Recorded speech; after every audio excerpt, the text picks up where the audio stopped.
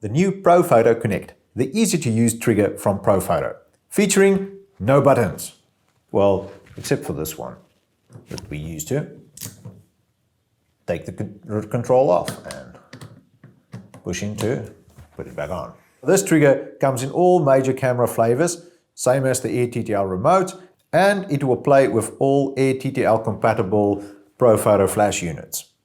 I have the Connect here on the Fuji X-T3 and I'm going to test it using a Profoto B10 unit. What controls do we actually have on the trigger? Turn it like a bottle cap at the top and we have an option between auto and manual. In auto mode, the trigger controls the light through TTL. I found this to work really well in most circumstances. By default, this remote is on channel 1 and it seems to be able to trigger all the groups. So if I set this to group C, it will still trigger it as well.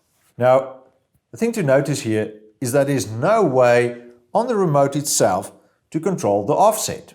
You have to use the app on your phone for that, or delve into the control menus on your camera to control flash compensation. I think this complicates the use in my opinion. What about ratios, separate group control or control of the modeling light? Nope, not available in this remote. One way to work around this is to use manual.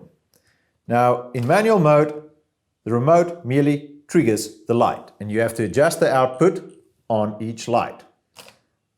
On this Fuji, stepping the shutter speed above the sync speed of 250th of a second seems to trigger the high-speed sync mode automatically.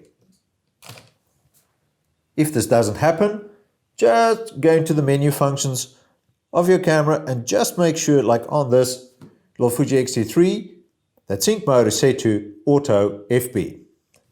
Now let's connect the trigger to the app and see what extra controls we get. The Profoto app only works on iPhone 7 and above at the moment. Just make sure Bluetooth is enabled and then the app will automatically pick up the Connect and in this case the B10 as well. For now, I will only connect to the Connect.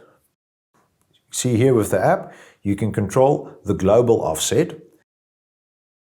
But even in here, there aren't any separate group controls available.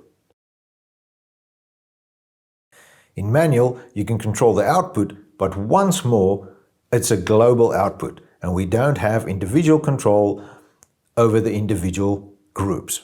I don't know if this will change if you add an extra light in here. I have to test that one. You can sort of do a workaround by connecting the B10s as well to the app and then control the output separately from there.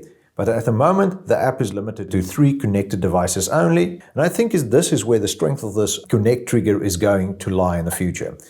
Because with firmware updates and new connective products coming out from Profoto, I expect this ecosystem to grow.